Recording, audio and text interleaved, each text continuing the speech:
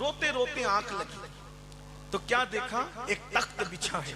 اللہ کے رسول اس کے خواب میں تشریف لائے اور اس سے کہتے اے نوجوان، میرے گنبد کا کنگرا ٹوٹ گیا ہے، تم آؤ اور آ کر اس کو تعمیر کرو. یہ دیوانہ جیسے کہ حضور کی طرف سے دعوت سنتا ہے خواب میں، آنکھ کھل جاتی ہے اور پورا گھر خوشبو سے معطر تھا. دیوانے نے آؤ دیکھا نہ تاؤ دیکھا، جھولا اٹھا کر کندھے پہ ڈالا اور بندرگاہ کی طرف چل پڑا. نہ ٹکٹ ہے نہ پیسے ہیں، اس زمانے میں ویزا اور پاسپورٹ کا سسٹم نہیں تھا. اللہ اکبر. وہ نکلا تو کیا دیکھا؟ ایک جہاز ہے جو جدہ کی طرف جا رہا ہے، مگر ملاح کے لاکھ کوشش کرنے پر وہ جہاز آگے بڑھنے کو تیار نہیں ہے. اللہ اللہ، اندازہ تو فرمائے میرے نبی کے اختیار پھر اختیار ہے. ارے جو ہواؤں کو روک دے، جو چاند کے ٹکڑے کر دے، سو سورج کو پلٹا دے، اس کے لیے جہاز کو روکنا کون سی بڑی بات ہے. اللہ اللہ، میرے نبی کے اختیار کا علم تو یہ ہے، جہاں میں ان کی چلتی ہے وہ دم میں کیا سے کیا کر دے.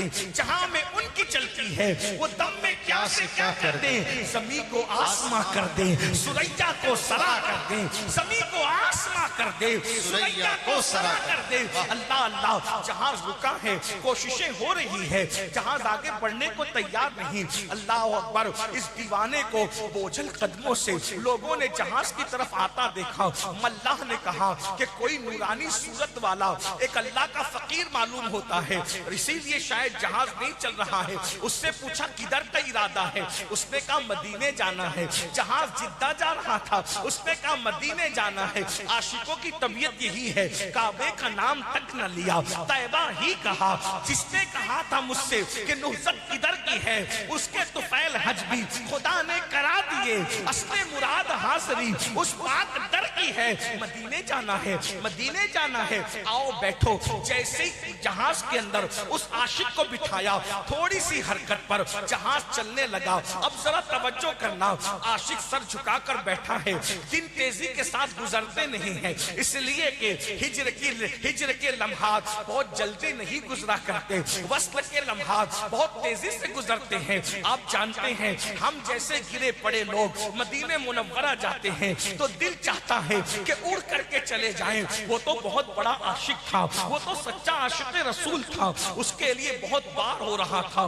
بہرحال جدہ کے قریب جب جہاز پہنچا، اس کو خیال آیا سب کو اس کے معلم لینے آئیں گے. میرا تو کوئی معلم ہی نہیں ہے، مجھے کون لینے آئے گا. لیکن جیسے ہی جہاز سے اتر رہے تھے، حیرت ہوئی کہ مدینہ منورہ کے گورنر، مدینہ منورہ کے خلیفہ وہاں پر موجود ہیں اور ہر آنے والے سے پوچھتے ہیں گجرات سے سنگ تراش تم ہو، گجرات کے سنگ تراش تم ہو. گجرات کے سب لوگ بڑھتے جاتے ہیں. آخر یہ جھولا لے کر پھٹے پرانے کپڑے پر اللہ اکبر، اللہ کا فقیر عاشق رسول درود پڑھتے نکلا. تو کہا تم سنگ تراش ہو، گجرات سے آنے والو؟ ہاں میں ہی ہوں. لیکن تمہیں کیسے پتا کہ میں سنگ تراش گجرات سے آنے والا ہوں؟ اللہ اکبر. اور تم کون ہو؟ انہوں نے کہا میں شریف مدینہ ہوں، مدینہ منورہ کا گورنر ہوں. مدینے کا گورنر میرے لیے پوچھ رہا ہے؟ آخر تمہیں پتا کیسے چلا کہ میں گجرات کا سنگ تراش ہوں؟ کہا سنو، خواب میں مصطفیٰ جان رحمت تشریف لائے تھے اور میرے آقا نے فرمایا شریف مدینہ اگر مجھے اپنا مہمان بنانا چاہتے ہو تو میرا ایک عاشق سنگ تراش گجرات سے آ رہا ہے، اس کی خدمت کرنا گویا تم نے میری مہمان بنانا، مجھے اپنا مہمان بنا لیا. اللہ اکبر. عاشق سوچ رو پڑا، میں تو سوچ رہا تھا مجھے جدہ سے کون لے جائے گا، مگر وارے مصطفیٰ جان رحمت تمہاری مہمانی پر قربان، تمہاری شان میزبانی پر قربان. وقت کے تاجدار کو ایک فقیر کے لیے ساحل سمندر پہ کھڑا کر دیا اور اس کے بعد شریف مدینہ پورے ٹھاٹ باٹ کے ساتھ اس عاشق رسول کو مدینہ منورہ لے جاتا ہے. یہ کھا لے، یہ کر لے، وہ کر لے، کچھ نہیں. میں جس کام کے لیے آیا ہوں اسی کام سے مجھے جانا ہے.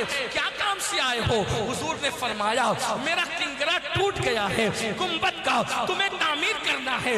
ارے کروڑوں امتیوں میں کنگرے کی تعمیر کے لیے نگاہ کس پہ پڑ رہی ہے؟ درود پڑھنے والے عاشق پہ پڑ رہی ہے، حضور کے ڈنکے بجانے والے عاشق پہ پڑ رہی ہے. اللہ پر وہ پھر عاشق رسول غسل کرتا ہے، اپنے پھٹے پرانے کپڑے پہنتا ہے اور ساز و سامان لے کر گنبد کی طرف چڑھتا ہے۔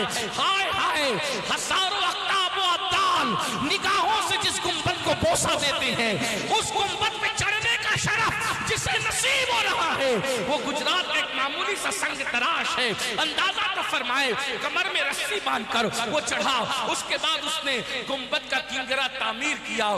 سب انتظار میں کھڑے تھے، چلو آئیں گے تو خدمت کریں گے، آئیں گے تو میزبانی کریں گے، آئیں گے تو مہمان نوازی کریں گے۔ لیکن جب کنگرا تعمیر ہوا وہ گنبد پہ لپٹ گیا، اس کی گردن ڈھلک گئی، لوگ انتظار کر رہے تھے، آؤ تو خدمت کریں، آؤ تو خدمت کریں۔ جب دیر تک کوئی آواز نہ آئی تو خادموں کو اوپر چڑھایا گیا تو لوگوں نے بتایا اس کی تو روح قفس انصری سے پرواز کر چکی ہے۔